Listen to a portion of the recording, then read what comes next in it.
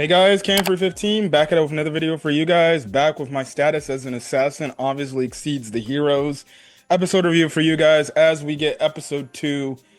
And damn, what a freaking episode. I was legitimately shocked with what we got in this episode, right? And I'm mostly shocked with the fact of the character, the mentor character who I thought may turn, but if anything, like the good mentor character. He's already dead by the second episode, and I was absolutely shocked.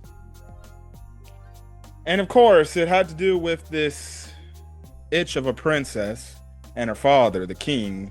But yes, this episode was great. This episode was great from beginning to end, and we finally met the elf girl.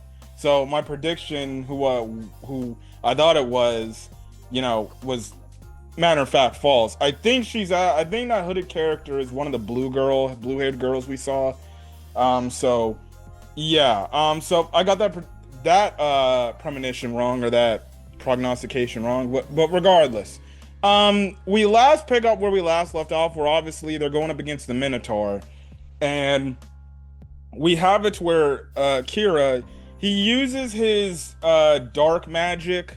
And he basically kind of just encapsulates the Minotaur and impales it and everything, gets it stuck and cuts its head off. Now, it was one of the first few times he was learning it, or was doing the ability, right? Because it seems like he's only done it in train. He only did it in training. So this is like it's the first time he's ever done it in actual live combat.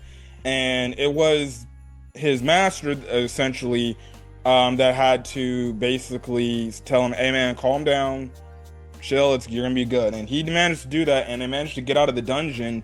That they probably would have died if not for Akira. So you just have it to where they get back, and everything. So and they're just again wondering, like, what the heck's going on, and why they did what they did, and who's putting on these curses on the classmates and everything. And then obviously, basically they have, Akira has an idea, or the knight said, "I think I have an idea of who that may be." And we have it to where Akira confronts the princess, right? And she's doing this weird ritual, like with this crystal and everything, enacting the curse on his classmates, right? And it's basically kind of to keep them in control and make them oblivious to the fact that they're being used against their will, right? Now, when I was watching the scene, it was a very tense scene, but I think we can all admit that the number one, mess up Akira made is he went and talked to this princess, and he wasn't masked up, he didn't have a hoodie or anything.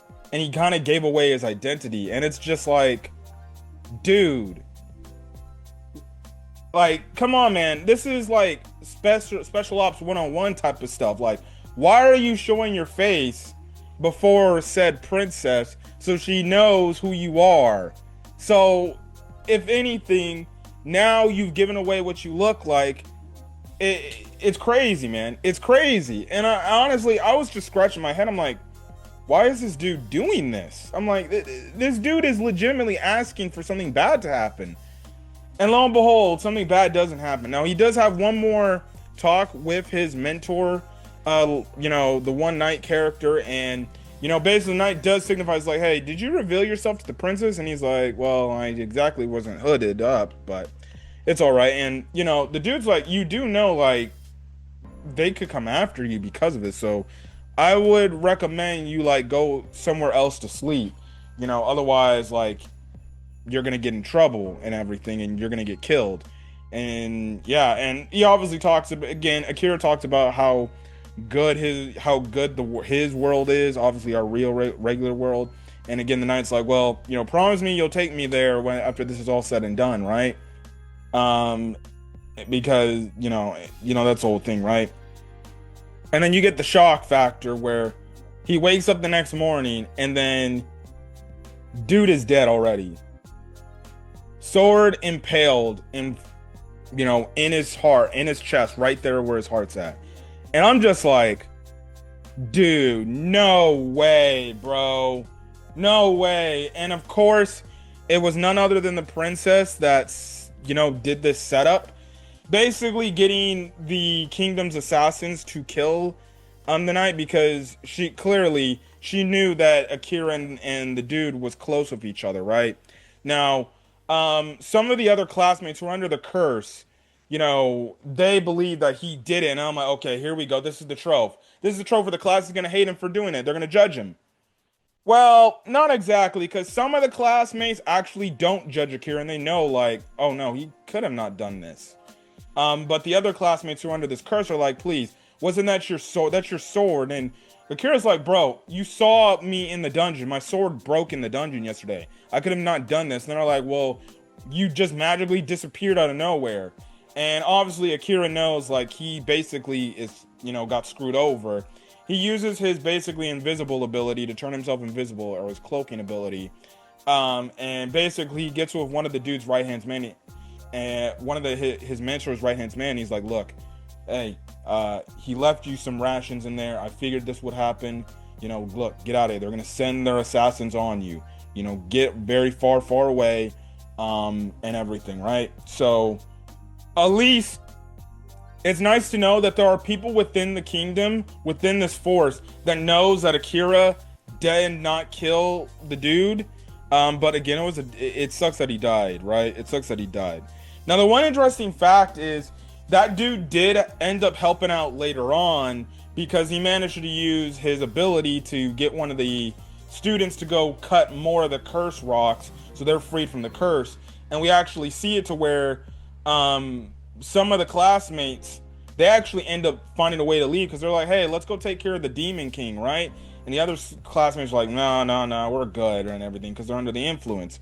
But, a good, like, I think 6 or 7 of them get out, including one of Akira's, I guess, boys, who we find out in a flashback, he's protecting the secret about having a part-time job because we find out, like, his mom is, like, very gravely ill. That's why, one, he wants to get home as fast as he can, and two, why, he wanted it to be kept a secret from the class because now, well, one, I don't know why, like, that would be why he would be ashamed of telling the other classmate of his other class, like, he has a part-time job. Like, I think if you were to tell him the truth about, like, hey, this is the reason why I have a part-time job, it's because I'm here to try to make funds for my mom, who's on basically, very ill in the hospital. Makes sense. I don't know why he would keep it hidden, but, it is what it is, right? So essentially, they get out, and also too, we find out like those two dudes' sisters are like best friends. So I guess it adds up. Now he does want to see Akira, and everything, and it was cool because the other classmates were like, I knew Akira didn't do anything because especially me being freed from the curse, and we found out like one of the girls, because she's like a mage, she basically is immune to curses. Like she's a certain class in a fantasy world where it makes her immune to curses. And because she's immune to curses, she can also not only be immune so she can't get affected, she can actually pick up on other people having curses. So she kind of played it off like as if she was cursed and everything. So that was pretty cool. And she knew like something was wrong. But they're basically going on their journey to go find Akira, which is pretty dope. So it's nice to see like they did take the typical trope of like, oh, class gets isekai'd into a world. They all hate it, the main character. Main character wants to go get revenge on them. No, you actually have a different take where, in a weird way, it gives a good reason to why the other classmates hate him because they're under the influence, they're being cursed, right, to be controlled. And on top of it, you have another group of, of the class that essentially, is like, okay, we need to go find Akira because we know he didn't kill dude. So yeah. Now Akira, after fleeing the country, or the capital, right?